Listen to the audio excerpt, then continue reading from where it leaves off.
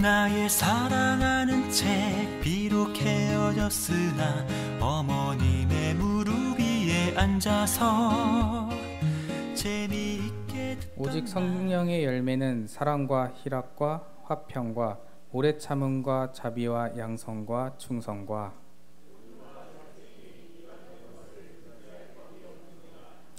그리스도 예수의 사람들은 육체와 함께 그 정욕과 탐심을 십자가에 못 박혔느니라.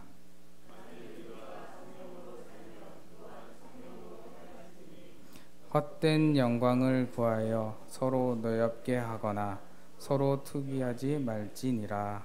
아멘. 우리나라의 영화 배우 가운데 신현준이라는 배우가 있죠. 아마도 잘 아실 것입니다. 이분의 재미있는 일화를 언젠가 말씀드렸는데요. 이 신현준 배우는 독실한 기독교 신자로도 잘 알려져 있습니다. 그래서인지 본래 지독한 골초 애연가였는데 금연을 작정했다라고 합니다. 그리고 금연을 하기 위해서 그가 선택한 방법은 뭐예요? 껌을 씹는다는 것입니다. 그것도 특별히 금연을 위해 나온 금연껌이 있는데 그날부터 열심히 금연껌을 씹었다라고 합니다. 자, 이분이 금연에 성공했을까요? 못했을까요? 다행히 금연에 성공을 했다라고 합니다. 그런데 문제는 그 다음입니다. 금연에는 성공했지만은 이번에는 금연껌에 중독되어 금연껌을 끊지 못했다라고 합니다. 그래서 금연을 성공한 이후로 6년 동안 계속해서 금연껌을 끊지 못하고 금연껌에 중독되었다라는 얘기를 방송에서 한 적이 있습니다. 지금은 금연껌을 끊었는지도 모르겠습니다.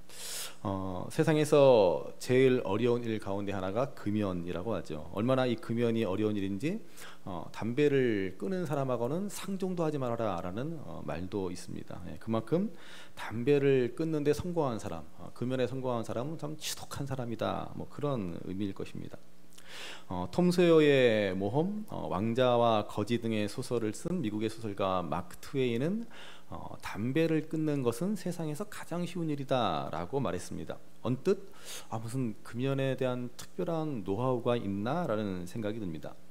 이 마크 트웨인은 평소 유머가 넘치는 사람이라고 하죠. 그래서 그는 말하기를 담배를 끊는 것은 세상에서 가장 쉬운 일이다. 그러고서 하는 말이 내가 수도 없이 끊어봐서 안다라고 말했다는 것입니다. 무슨 말이에요? 그만큼 담배를 끊기가 어렵다라는 것을 거꾸로 이야기한 것입니다. 결국은 완전한 금연에는 실패했지만은 그 와중에도 자기가 수도 없이 담배를 끊어 보았으니 어찌됐든 담배 끊는 것 자체는 어려운 일은 아니다라는 자조 섞인 농담을 한 것이라고 할 수 있습니다.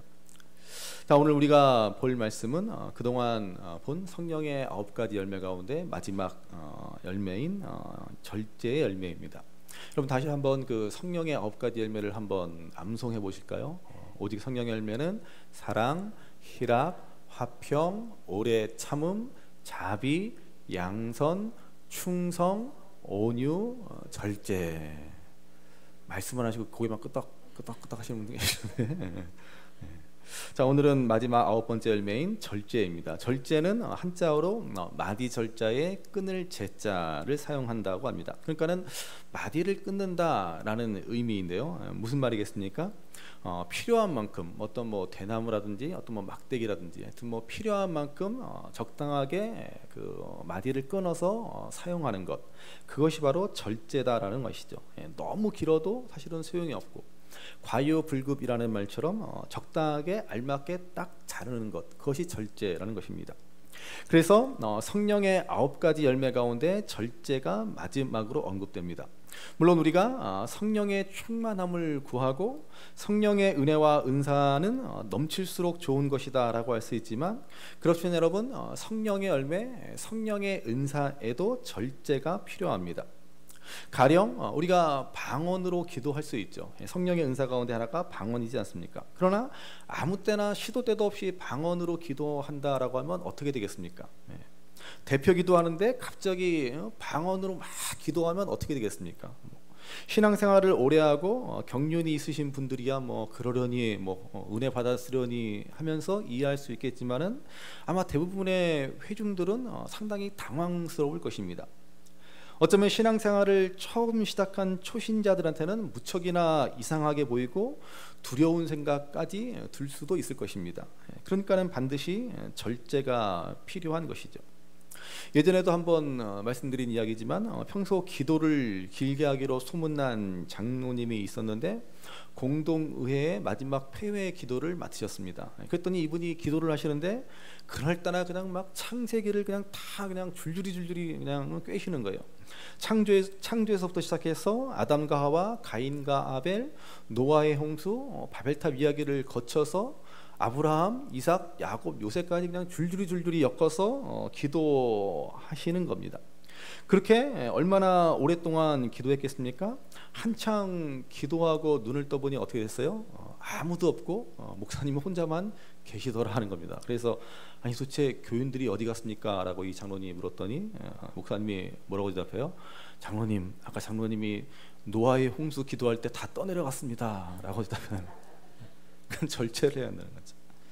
아무리 좋은 말과 좋은 일도 또 기도도 반드시 절제가 필요한 법입니다. 필요한 만큼만 적당히 끊을 줄 알아야 하는 것이죠. 그래서 가장 마지막 9번째 성령의 열매로 절제를 말씀합니다. 절제야말로 다른 성령의 나머지 8가지 열매를 완성시키는 열매라고 할 수 있기 때문입니다.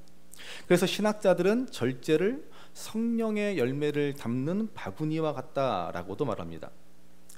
여러분, 우리가 성령의 열매를 맺는다라고 한다면 그것을 바구니에 잘 담아야 오래 잘 간직할 수 있지 않겠습니까? 아무리 많은 성령의 열매가 맺혀도 그것을 담을 그릇이 없다면 어떻게 되겠습니까? 절제가 없다면 그 열매를 잘 모으지 못하고 그 열매를 오랫도록 잘 보존하지 못하고 마는 것입니다. 여러분, 그래서 우리가 자녀 사랑이 중요하지만 자녀를 사랑하는데도 절제가 필요하지 않습니까? 절제가 없다면 어떻게 돼요? 자칫 지나친 자녀 사랑이 자녀를 오히려 망칠 수도 있는 법 아닙니까? 절제가 없는 희락, 절제가 없는 기쁨은 천박해질 수 있습니다. 절제가 없는 화평은 태만이 될 수 있고요. 절제가 없는 인내는 무감각한 인생이 될 수 있는 것입니다. 다른 열매들도 다 마찬가지입니다. 그래서 마침 오늘 여러분 갖고 계신 주보의 칼럼에 묵자의 국어에 관해 말해주고 있습니다. 구는 뭐예요? 구는 잡아당기는 것을 말하고 거는 밀어내는 것을 말합니다. 묵자가 말하는 구는 사랑이고 거는 공손이라는 것입니다. 우리는 사랑으로 사람들을 이렇게 끌어모읍니다. 그렇지만은 아무리 사랑으로 친밀하다라고 해도 적당히 밀어내는, 다시 말하면 적당한 거리를 유지하는 거도 필요하다는 것입니다. 그게 뭐예요? 공손이라는 것이죠. 사람들과 사랑으로 가까워지되 공손함으로 적당한 거리를 유지할 수 있어야 한다라는 것입니다. 그렇지 않으면 자칫 우리가 너무 사랑한다, 너무 친밀하다, 너무 가깝다라는 이유로 자칫 서로에게 함부로 대할 수 있다는 것이죠. 사실 여러분, 가족 간의 관계가 이렇지 않습니까? 우리는 사랑하는 가족에게 얼마나 함부로 대하고 있습니까?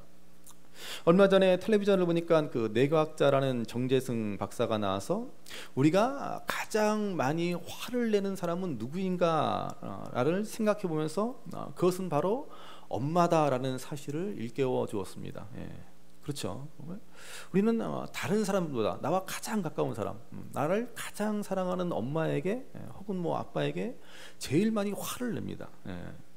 왜 그런지에 대해서 설명하는데요. 특히 우리나라 사람들은 엄마를 타인이 아닌 나로 인식한다는 것입니다. 쉽게 말해서 나와 가장 가까운 사람, 그리고 나와 동일한 존재처럼 엄마를 인식한다는 것입니다. 그렇기 때문에 다른 사람은 몰라도 엄마가 나에게 동의하지 않고 엄마가 내 뜻에 동조해주지 않고 엄마가 나를 몰라주면 그렇게 화를 낸다는 겁니다. 그래서 우리는 가장 사랑하는 엄마에게 화를 가장 많이 낸다는 이야기를 하는 것을 보았습니다. 그러니까는 묵자가 말하는 대로 사랑에는 공손함이 있어야 한다는 것이죠. 사랑이면 뭐 다 된다라고 해서 그냥 사랑하다가 우리는 그 사랑으로 말미암아 나에게 가장 가까운 사람을 함부로 대하는 오류를 범한다는 것입니다. 그래서 사랑에는 공손함이 있어야 하고 공경이 필요합니다. 그래야 우리는 가장 사랑하는 사람에게 가장 화를 많이 내는 잘못을 범하지 않습니다. 그것을 다른 말로 사랑의 절제라고 말할 수 있지 않겠습니까? 그래서 절제는 하나님이 우리에게 주신 복을 잘 지키는 지혜요 성품입니다. 태초에 하나님이 천지를 창조하셨습니다. 그리고 우리 인간이 살 수 있는 가장 좋은 환경으로 에덴 동산을 주셨습니다. 거기서 인간은 모든 것을 누리며 하나님의 복을 누리며 마음껏 살아갈 수 있었습니다. 단 한 가지를 금지했습니다. 뭐예요? 바로 동산 중앙에 있는 선악을 알게 하는 나무의 열매를 금하지 않았습니까?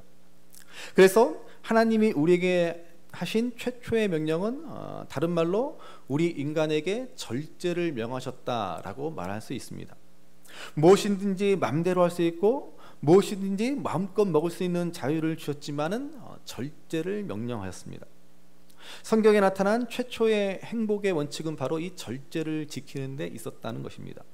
에덴 동산에서 행복을 지키는 유일한 계명은 바로 절제하라는 것입니다.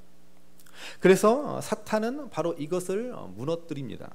뱀의 유혹에 인간은 어떻게 합니까? 절제에 실패하고 말지 않습니까?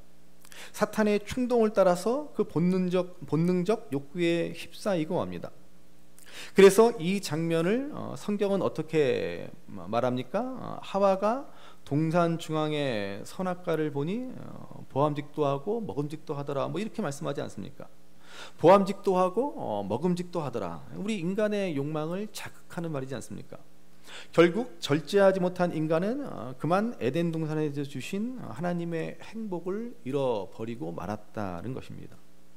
여러분, 오늘도 마찬가지입니다. 어쩌면 우리는 매일매일 하나님이 우리에게 주시는 행복을 지켜나가기 위한 절제의 시험을 치르고 있는지도 모릅니다.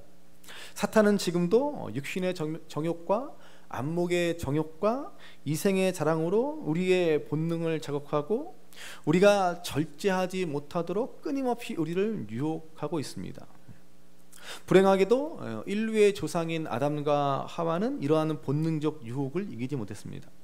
그래서 결국 모든 인간은 본능의 노예가 되고 맙니다.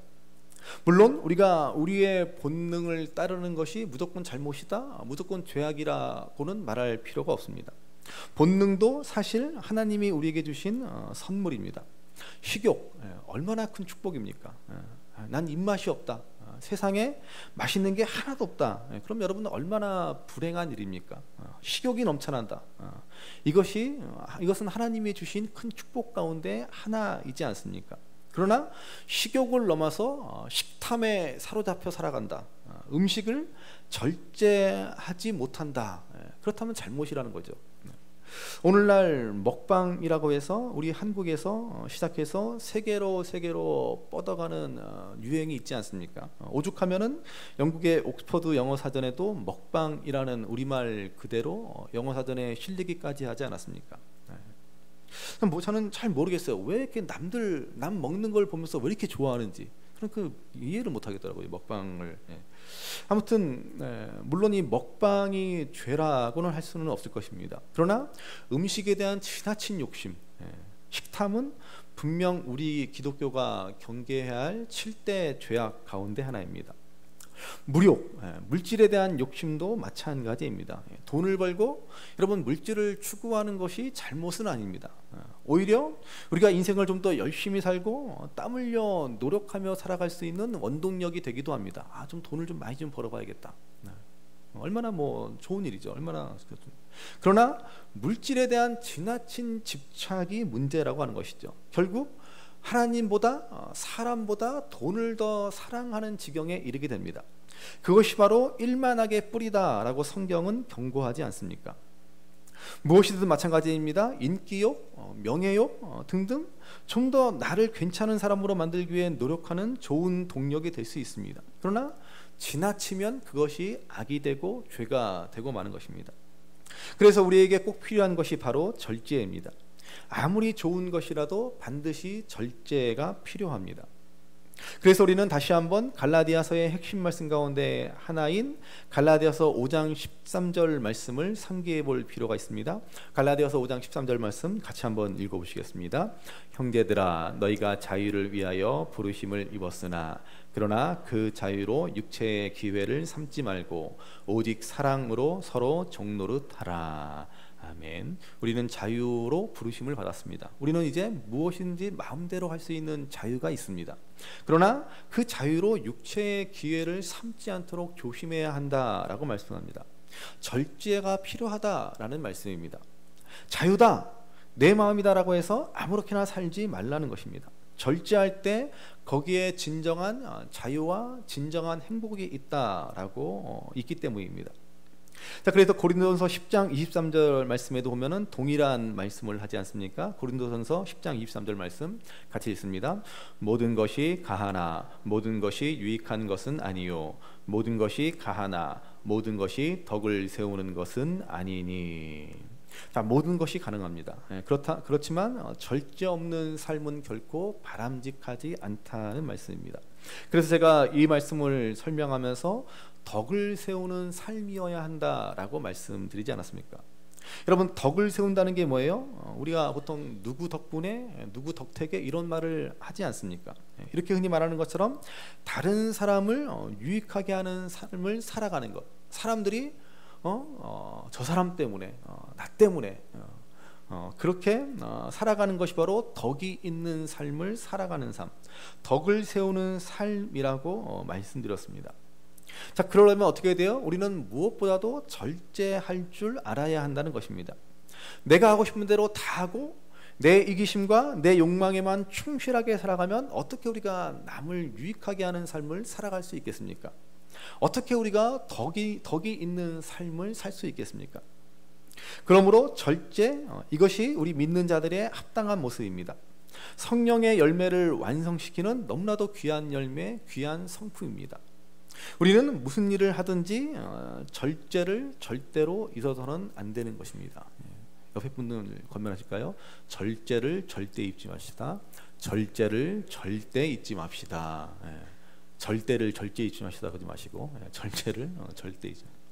자, 그런데 문제는요, 다른 성령의 열매와 마찬가지이지만요, 이 절제라는 것이 우리의 힘과 노력으로는 어떤 결심만으로는 되지 않는다라고 하는 것이 문제죠. 그래서 영어의 NIV 성경은 절제를 셀프 컨트롤이라고 번역했는데, 여러분, 이것은 좋은 번역은 아닙니다. 셀프 컨트롤이라는 한마디로 뭐예요? 자기 통제력이지 않습니까? 자신이 스스로 자기를 조절할 수 있는 능력을 말하는 것이지 않습니까? 성령의 열매는요, 그렇지 않습니다. 말 그대로 성령님이 주시는 열매입니다. 그래서 절제를 헬라어로 엥크라테이아라고 하는데, 앞에 엥은 무엇 아래, 어디 아래라는 뜻의 영어의 언더에 해당하고, 크라테이아는 권능, 지배를 의미하는 단어입니다. 그래서 절제라는 성경 단어 엥크라테이아는 성령의 권능 아래에 지배를 받는 삶을 말하는 것입니다. 그래서 갈라디아서 5장 16절은 말씀합니다. 성령을 따라 행하라. 그리고 나서 그 다음 17절에 육체의 소욕은 성령을 거스르고 성령은 육체를 거스른다 라고 했습니다. 옛날 우리가 개역개정 성경으로 바뀌기 이전에 개역 성경에서는 17절에 성령의 소욕으로 이렇게 말씀합니다.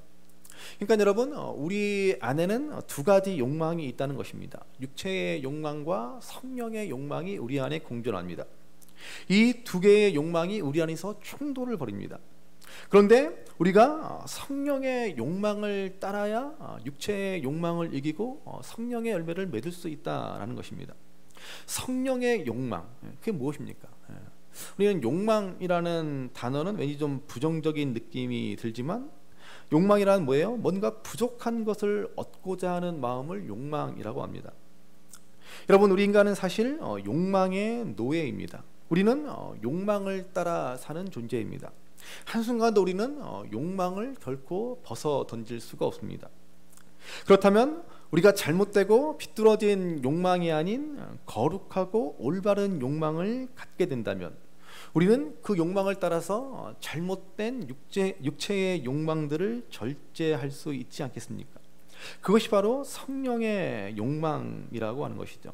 그래서 그 유명한 마틴 루터 킹 목사님이 말한 악대장 본능이라는 것입니다.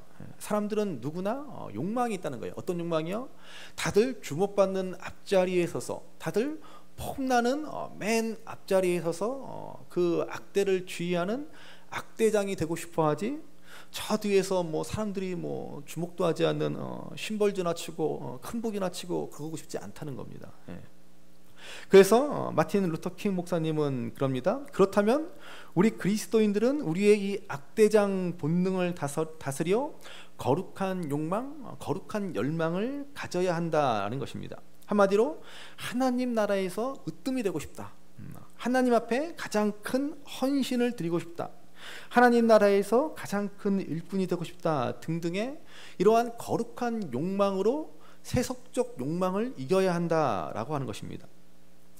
저는 이것이 오늘 우리가 세속적이고 세상적인 이 육신의 욕망을 이기고 절제할 수 있는 방법이라고 생각합니다. 거룩한 욕망을 가지고 세상의 욕망, 육신의 욕망을 이기는 것입니다. 그래서 사도 바울은 고린도전서의 말씀에서 거룩한 욕망을 가지고 절제해야 할 것을 말합니다. 고린도전서 9장 25절 말씀을 보시기 바랍니다. 고린도전서 9장 25절 같이 읽습니다. 이기기를 다투는 자마다 모든 일에 절제하나니 그들은 썩을 승리자의 관을 얻고자 하되 우리는 썩지 아니할 것을 얻고자 하노라.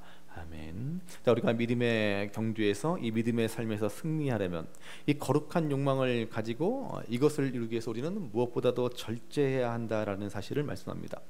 바울이 고린도전서를 쓸 당시에는 아테네의 그 고대 올림픽과 같은 스포츠 대체전이 있었을 때입니다.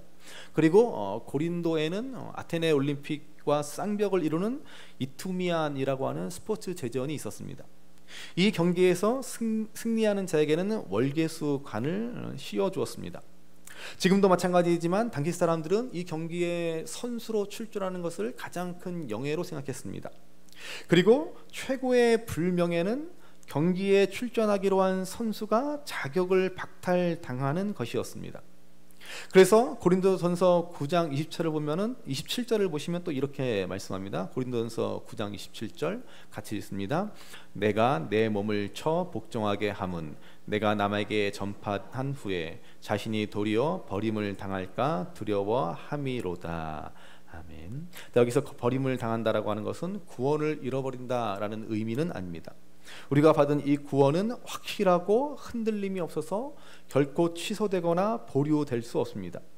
여기서 말하는 것은 사도 바울이 사도로서 복음 전도자로서의 이 귀한 직분을 상실하고 더 이상 주님이 자신에게 맡겨주신 복음 전파의 사명을 감당할 수 없게 되는 그런 사태를 염두에 두고 하고 있는 말입니다. 이것이 얼마나 불명예스러운 일인가라고 사도 바울은 생각하며 두려워한다라고까지 말하고 있습니다. 그래서 사도 바울은 단호한 결단을 내립니다. 내가 내 몸을 쳐서 복종한다.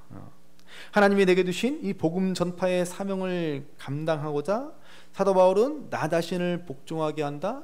나는 끊임없이 절제한다 라고 고백하고 있습니다. 여러분, 우리 인생의 최대 고민과 최대 비극 가운데 한 가지가 무엇인지 아십니까? 그것은 바로 우리가 우리의 인생을 걸고 살아야 할 사명이 무엇인지를 모른다라는 것입니다. 내가 무엇을 위해서 인생을 살아야 할지, 한 번밖에 없는 이 인생을 어떻게 무엇에 걸고 살아야 할지를 모르는 그게 우리 인생의 비극입니다. 그래서 우리는 엉뚱한 것, 그냥 세상 사람들이 다 좋다라고 말하는 그저 남들 보기에 인정받을 만한 빈 껍데기와 같은 헛된 소망을 붙들고 살아갑니다. 그래야 마치 인생을 제대로 살아가는 것처럼 우리는 착각하며 살아가는 것입니다.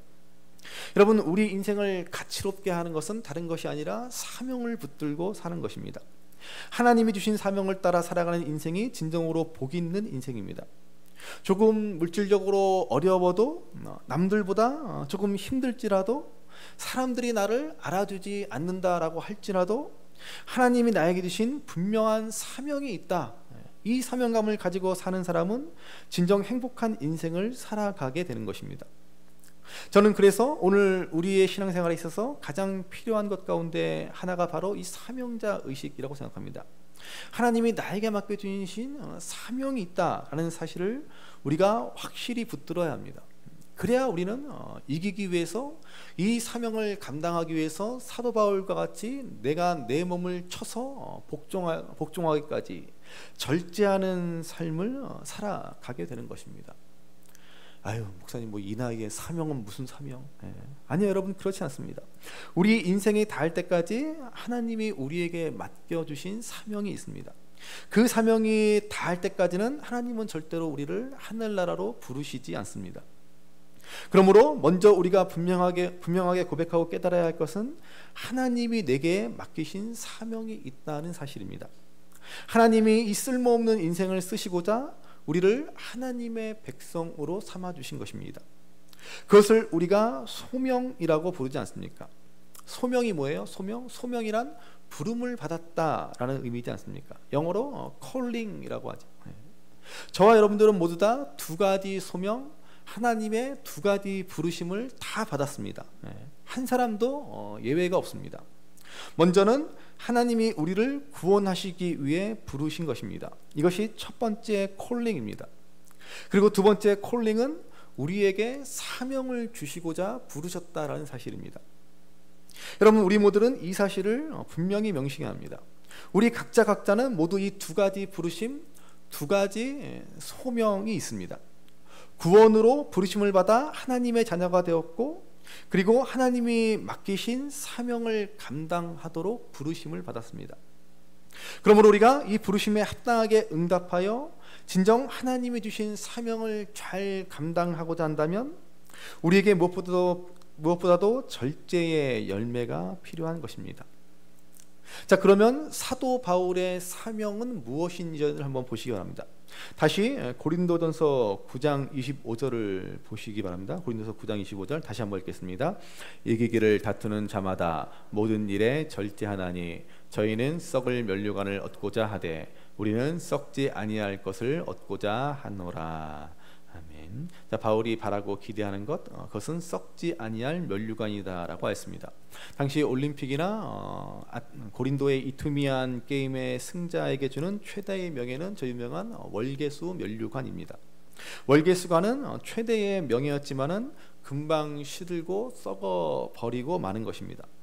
바울은 시들어버리고 썩어버리는 월계수 면류관 하나 쓰자고 운동선수들이 그렇게 피땀 흘리며 노력하며 자신을 조절하고 욕망을 절제하면서 그렇게 애를 쓰는데 썩지 않을 영원한 면류관, 영원한 가치를 위해서 노력하고 살아야 할 우리 그리스도인들은 얼마나 우리 자신을 절제해야 하지 않겠느냐라고 말하고 있는 것입니다.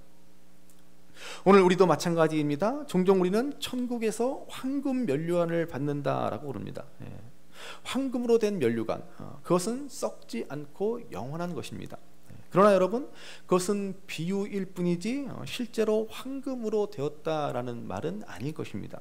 가장 귀하고 아름답고 영원하다라는 의미입니다. 자, 그렇다면 이 썩지 아니할 영원한 면류관은 무엇입니까? 우리가 성경을 공부해 보시면 이 면류관에 대해서 사도 바울은 여러 가지로 표현합니다. 영광의 면류관, 자랑의 면류관, 기쁨의 면류관, 소망의 면류관 등등 여러 가지 표현을 하고 있습니다. 그러면 여러분, 우리가 얻게 될 썩지 않을 영원한 면류관은 무엇인지를 분명히 아셔야 합니다. 데살로니가 전서 2장 19절 말씀을 보시면 사도 바울은 이렇게 말해주고 있습니다. 데살로니가 전서 2장 19절 같이 읽습니다.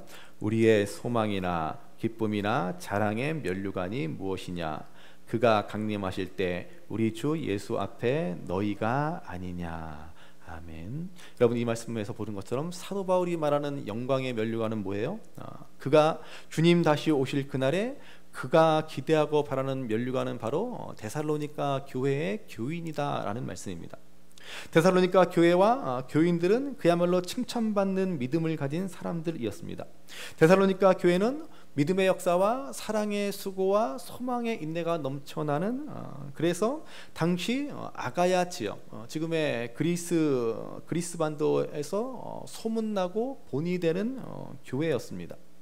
사도 바울은 그들의 이 좋은 믿음을 보면서 자신이 복음을 전해서 그들이 구원을 얻었고 믿음의 사람으로 하나님의 거룩한 사람으로 성장한 데살로니가 교인들을 생각하면서 그들에게 말하기를, 내가 주님 앞에 서는 그날에 여러분은 저의 기쁨이고 여러분은 저의 자랑이고 면류관이 될 것입니다 라고 고백하고 있습니다. 여러분, 지난주 부활주일에 우리가 부활을 믿는 믿음으로 견실하며 흔들리지 말며 항상 주의 일에 힘쓰는 자들이 되어야 한다라고 말씀하지 않았습니까? 그러면 우리가 힘써야 할 주의 일이 뭐라고 그랬습니까? 사도 바울은 뭐라고 그랬어요? 바로 고린도 교인들 너희가 아니냐라고 말하지 않았습니까? 여러분, 다시 한번 강조하지만 우리가 힘써야 할 주의 일은 바로 지금 나와 함께 신앙생활하는 성도들입니다. 우리가 주 앞에 받은 사명, 우리가 주 앞에 설 그날에 받을 자랑이요 기쁨이요 면류관은 바로 지금 내 옆에 있는 사람들, 지금 함께 신앙생활하는 사람들이라는 것입니다. 여러분, 그래서 교회가 중요하다라는 것입니다. 그래서 우리가 교회를 사랑해야 한다라고 하는 것입니다. 그러면 도대체 교회를 사랑한다는 게 뭡니까? 토요일 날 나와서 교회 청소 열심히 하면 교회를 사랑하는 것이 되겠습니까? 주일날 주방에서 땀 흘리면서 열심히 봉사하면 그것이 교회를 사랑하는 것이 되겠습니까? 물론 그것도 사랑하는 것이 될 수 있겠죠. 그렇지만 여러분, 교회를 사랑한다는 것이 무엇인지 분명히 아셔야 합니다. 단지 이 교회 건물이 소중하고 이 교회 건물을 아끼고 또 교회 건물을 그럴듯하게 아름답게 꾸미는 것이 교회를 사랑하는 것은 아니지 않습니까? 예전에 제가 중등부 교육전사로 있을 때 한 그 중등부 학생이 교회당 그 교육관에다가 그 테니스공을 던지면서 혼자 이렇게 노는 것을 본 적이 있었습니다. 그렇게 공놀이를 하는데 당시에 우리 중등부 부장 장로님이 그 학생을 부르더니 아주 친절하고 상냥한 목소리로 이렇게 말합니다. 누구누구야 그러면서 교회는 예수님의 몸인데 예수님의 몸에 공을 던지면 예수님이 얼마나 아파하시겠니 그럽니다. 제가 그 얘기를 듣고 이걸 울어야 할지 웃어야 할지. 그러면 교회당에서 화장실은 어떻게 갑니까? 어떻게 예수님의 몸에다가 볼일을 봅니까? 그러니까 우리가 교회라고 생각하는, 또 교회 사랑이라고 생각하는 것이 보통 이런 수준에 있다는 것입니다. 저는 사실 그래서 교회 사랑에 대해서 자주 말을 안 합니다. 아마 다른 목사님이 10번 할 때 저는 한 번 정도 얘기할 거라고 생각합니다. 교회 사랑이 중요한데 왜 그렇게 자주 말하지 않습니까? 여러분들이 너무 교회 사랑을 자주 오해하기 때문에 그렇습니다. 그래서 저는 교회 사랑 대신에 성도에 대한 사랑을 강조합니다. 여러분, 교회 사랑은 다른 것이 아닙니다. 교회를 사랑한다는 것은 교회를 이루는 한 사람 한 사람 성도를 사랑하는 것입니다. 그래서 교회 청소를 하는 것도 다른 이유가 아닙니다. 교회 건물이 소중하기 때문이 아니라, 물론 교회 건물이 소중하죠. 그렇지만은 교회 건물을 우리가 소중히 여기기 때문에 청소하는 것이 아니라 이 건물에서 예배드리는 성도들이 소중하기 때문에 그들이 주일날 좀 더 깨끗하고 편안하게 예배드리기를 바라는 마음에 청소도 하고 이런저런 봉사도 하는 것이죠. 이게 교회를 사랑하는 것입니다. 사도 바울은 바로 그 사실을 말합니다.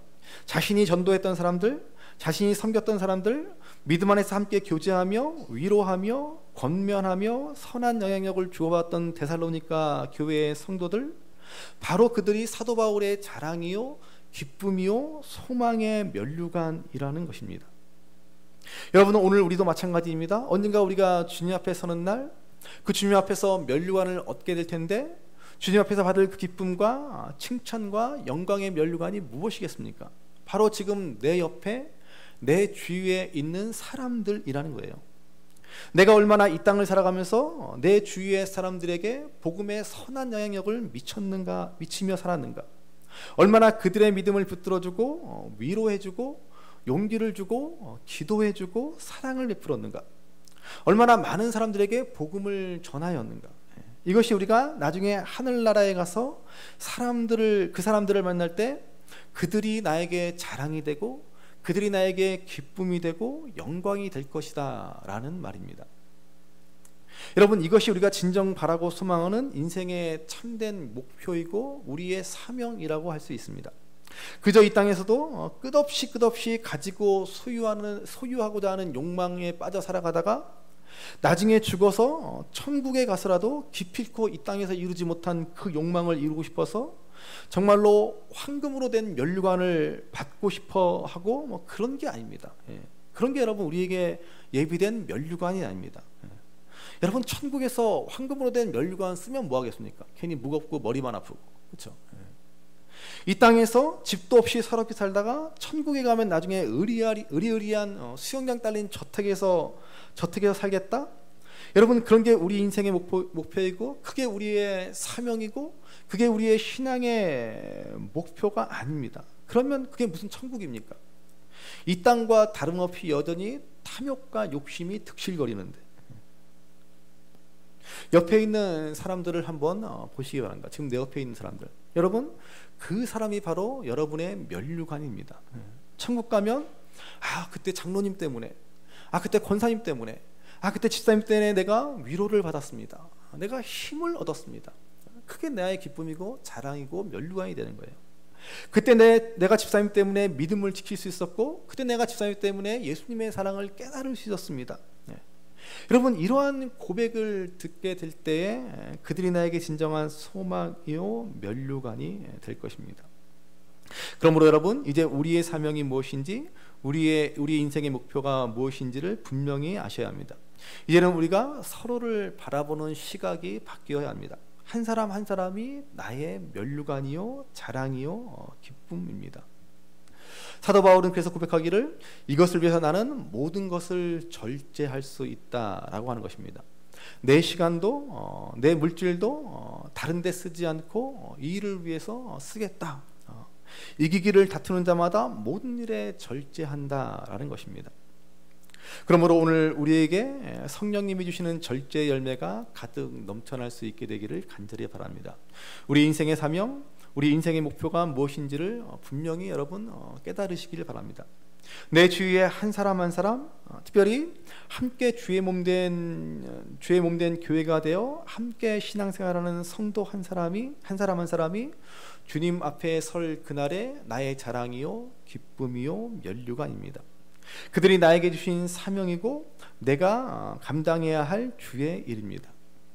그러므로 이제 우리가 서로 믿음으로 서로를 인도하며 서로 붙잡아주고 연약하고 부족할지라도 서로 사랑하고 이해하고 반영하고 화평하고 자비하고 인내하고 또한 절제하심으로 이러한 성령의 열매를 가득 맺히는 삶을 살아갈 수 있는 저와 여러분들이 될 수 있기를 주님의 이름으로 간절히 우리 어머님이 들려주시던 재미있게 듣던 말이 책 중에 있으니 이 성경심이 사랑합니다. 나의 사랑하는 책 비록 헤어졌으나 어머님의 무릎 위에 앉아서 재미